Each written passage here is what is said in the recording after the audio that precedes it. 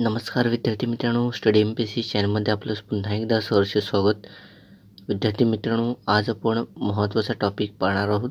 महाराष्ट्रातील मृदा, त्यामध्ये आपण प्रकार, त्याची गुणधर्म आणि कुठल्या जिल्ह्यामध्ये, कोणत्या जिल्ह्यामध्ये ही मृदा आढळते आणि कोणकोणती पिकं या मृदेमध्ये घेतली जातात, महत्त्वपूर्ण अशी माहिती आपण आपण या लेक्चरमध्ये पाहणार आहोत. साधारणपणे महाराष्ट्रातील मृदा या टॉपिक्सवरती एक्झाममध्ये जास्तीत जास्त जोड्या लावा या संदर्भातील क्वेश्चन विचारले जातात. जास्त करून जोड्या लावा हा प्रश्न प्रीला जास्त विचारण्यात आलेला आहे या अगोदर, आणि मेन्सला थोडा विधानात्मक प्रश्न आलेले आहेत मेन्सला. सो लेक्चर पूर्ण पहा. त्या अगोदर जर तुम्ही स्टडी MPSC चॅनलला नवीन असाल, स्टडी MPSC शेजारी दिसणाऱ्या सबस्क्राईब नावाचं जे लाल बटन आहे त्याला क्लिक करा आणि शेजारी बेल आयकॉन प्रेस करून नोटिफिकेशन ऑल करून ठेवा, जेणेकरून अशाच प्रकारच्या किंवा पुढील लेक्चरची अपडेट तुम्हाला त्वरित मिळेल. त्याचप्रमाणे आम्ही या अगोदर वाहतूक व्यवस्था आणि महाराष्ट्र भूगोल या संदर्भातील महत्त्वाचे लेक्चर अपलोड केलेले आहे. त्याची लिंक मी डिस्क्रिप्शन बॉक्समध्ये तसेच आय बटनमध्ये उपलब्ध करून देत आहे. इथे जाऊन जर तुम्ही या अगोदरची लेक्चर पाहिली नसेल तर पाहून घ्या, तीही इम्पॉर्टन्स आहे. सो आपण लेक्चरला सुरुवात करू. महाराष्ट्रातील मृदा म्हणजे काय? मूळ खडकावर निसर्गाच्या निरंतर प्रक्रियांनी निर्माण झालेला परिणाम होय. जो निसर्गामध्ये जो मूळ खडक आहे त्यावरती मोठ्या प्रमाणात निसर्गाचा इफेक्ट असतो, म्हणजेच प्रदेशाचे जे हवामान आहे त्याचा परिणाम होत असतो. आणि खडकाच्या काठिण्यानुसार मूळ खडकाचे विदारण म्हणजे खडक झिजत असतो किंवा फुटत असतो, त्यामुळे मूळ खडकाचा भुगा होऊन मृदा तयार होते. महाराष्ट्रातील मृदेचे वितरण हे असमान आहे. महाराष्ट्रामध्ये जी मृदा आढळते ती एकसमान नाही, वेगवेगळ्या स्वरूपाची तुम्हाला मृदा आढळत असते महाराष्ट्रामध्ये. ते वेगवेगळे प्रकार कोणते आहेत ते या लेक्चरमध्ये मी कव्हर केलेले आहेत. मृदेच्या निर्मितीमध्ये मूळ खडक असतो, प्रादेशिक हवामान, मूळ खडकावर इफेक्ट करणारे प्रादेशिक हवामान, जैविक घटक, जमिनीचा उतार, कालावधी हे घटक विचारात घेतले जातात. कोणकोणते मृदा निर्मिती विचारात घेतले जाणारे घटक आहेत तर मूळ खडक, प्रादेशिक हवामान, जैविक घटक, जमिनीचा उतार व कालावधी हे घटक विचारात घेतले जातात. ओके, या सर्व घटकांच्या एकत्रित परिणामातून मृदा निर्मिती होत असते. ओके, मृदा निर्मितीमध्ये कोणकोणते घटक विचारात घेतले जातात तर मूळ खडक, प्रादेशिक हवामान, जैविक घटक, जमिनीचा उतार आणि कालावधी. महाराष्ट्रातील मृदेचे प्रकार. महाराष्ट्रातील मृदेचे जे 4 प्रकार आहेत त्यामध्ये काळी मृदा, जांभी मृदा, तांबडी पिवळसर मृदा आणि गाळाची मृदा. सर्वप्रथम आपण काळी मृदा पाहू.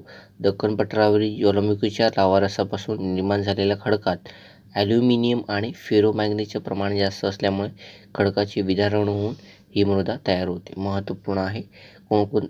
खडकाच्या लावारसापासून निर्माण झालेल्या खडकात कोणत्या द्रव्याचं प्रमाण जास्त असल्यामुळे या खडकाचे विदारण होऊन ही मृदा तयार होते तर ॲल्युमिनियम आणि फेरोमॅग्नीज. या मृदेत टिटॅनियम, फेरस, मॅग्नेटाइट या घटक द्रव्यामुळे या मृदेस काळा रंग प्राप्त होतो. काळी मृदा जी आहे त्याला काळा रंग कोणत्या घटक द्रव्यामुळे प्राप्त होतो तर टिटॅनियम, फेरस, मॅग्नेटाइट. ओके, महत्त्वपूर्ण आहे, लक्षात ठेवा, पॉईंट खूप इम्पॉर्टन्स आहे.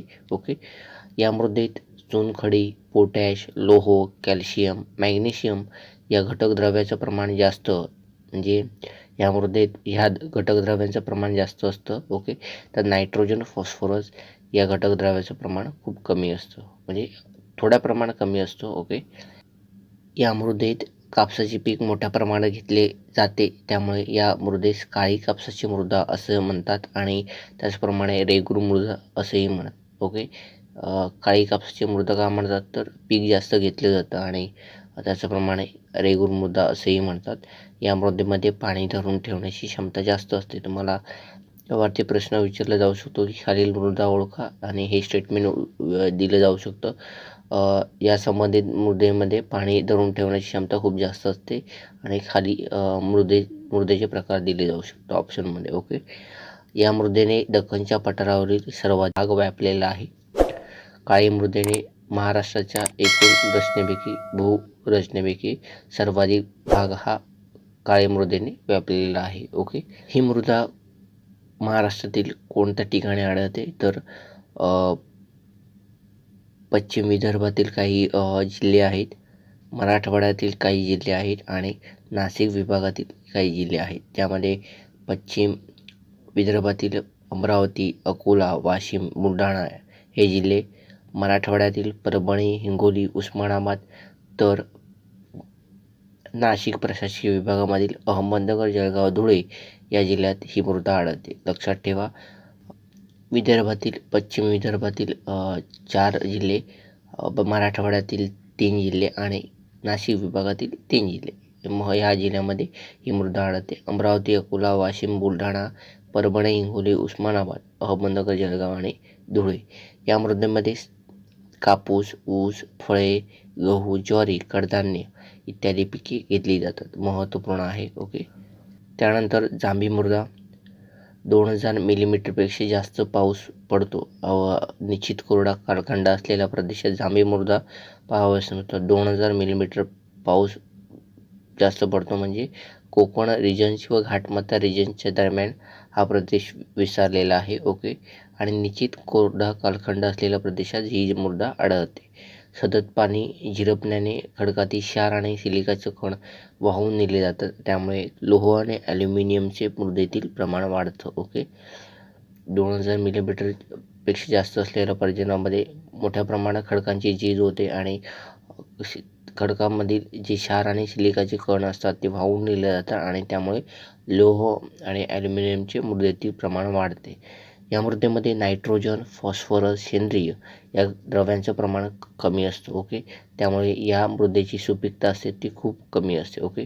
ऑलरेडी यामध्ये मोठ्या प्रमाणात घटक द्रव्य असतात ती पावसामुळे वाहून नेलेले असतात. ओके. त्यामुळे त्याची सुपीकता ऑलरेडी कमी झालेली असते. महाराष्ट्रात ही मृदा तुम्हाला ज्या ठिकाणी 2000 मिलीमीटरपेक्षा जास्त पर्जन्य म्हणजेच कोकण रिजनमध्ये रायगड, रत्नागिरी, सिंधुदुर्ग, कोल्हापूर, सातारा जिल्ह्यात ही मृदा आढळते. ओके. या मृदेत कोणकोणते पिके घेतली जातात तर तांदूळ, आंबा आणि काजू. ओके.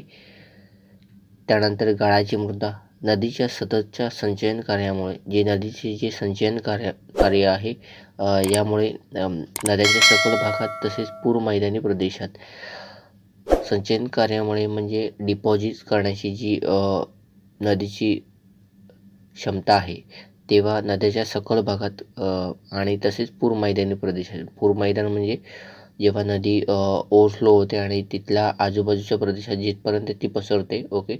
तिथला भाग म्हणजे पूर मैदान. या पूर मैदान जेव्हा संचयनाचे कार्य होते तेव्हा त्या ठिकाणी ही मृदा आढळते. सततच्या नवीन गाळामुळे ही मृदा खूप सुपीक असते. महाराष्ट्रात कोकण किनारपट्टी व तापी पूर्णा नद्यांच्या खोऱ्यात खूप खोलवर गाळाचे संचयन झालेले असल्यामुळे या ठिकाणी ही मृदा आढळते. कोणकोणत्या ठिकाणी गाळाची मृदा? तापी पूर्णा खोऱ्यांच्या खूप खोलवर भागात आणि कोकण किनारपट्टीत. ओके. ह्या मृदेमध्ये नारळ आणि पोफळीची लागवड केली जाते. महत्त्वपूर्ण आहे. तांबडी पिवळसर मृदा, ग्रॅनाइट व नीस खडकावर विदळणाची क्रिया होऊन ही मृदा तयार होते.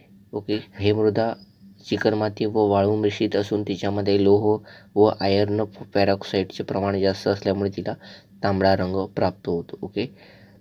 लक्षात ठेवा, कोणत्या घटक द्रव्यामुळे याला तांबडा रंग प्राप्त होतो तर लोह आणि आयर्न पॅरॉक्साईडचे प्रमाण जास्त असल्यामुळे. या मृदेमध्ये चुनखडी, कार्बोनेट, फॉस्फेटिक ॲसिड, सेंद्रिय द्रव्ये व पोटॅशचे प्रमाण अत्यल्प असते म्हणजे कमी असतं या घटक द्रव्यांचं प्रमाण. ओके. ही मृदा नागपूर, भंडारा, गोंदिया, चंद्रपूर, गडचिरोली या जिल्ह्यात आढळते. म्हणजे पूर्व विदर्भामध्ये असलेल्या जिल्ह्यामध्ये ही मृदा पाहावयास मिळते. ओके. या मृदेमध्ये बाजरी, भुईमूग, बटाटे, भात ही पिके घेतली जातात. अशा प्रकारे विद्यार्थी मित्रांनो आपण परीक्षाभिमुख मृदा कव्हर केलेल्या आहेत. महाराष्ट्रातील ज्या 4 मृदा आढळतात ते परीक्षाभिमुख कव्हर केलेलं आहे. जर तुम्हाला लेक्चर आवडलं असेल तर लाईक करा, तुमची काही प्रतिक्रिया असेल तर कमेंट्स करा आणि जास्तीत जास्त विद्यार्थ्यापर्यंत हे लेक्चर शेअर करा जेणेकरून अशाच प्रकारचा प्लॅटफॉर्म त्यांनासुद्धा उपलब्ध होईल. जर तुम्ही चॅनलला सबस्क्राईब करून ठेवलं नसेल तर सबस्क्राईब करा जेणेकरून पुढील लेक्चर जे आपण घेत जाणार आहोत तुमच्यासाठी परीक्षाभिमुख त्याची नोटिफिकेशन तुम्हाला त्वरित मिळेल. तुर्तास आपण इथंच थांबू. भेटू पुन्हा पुढील लेक्चरमध्ये.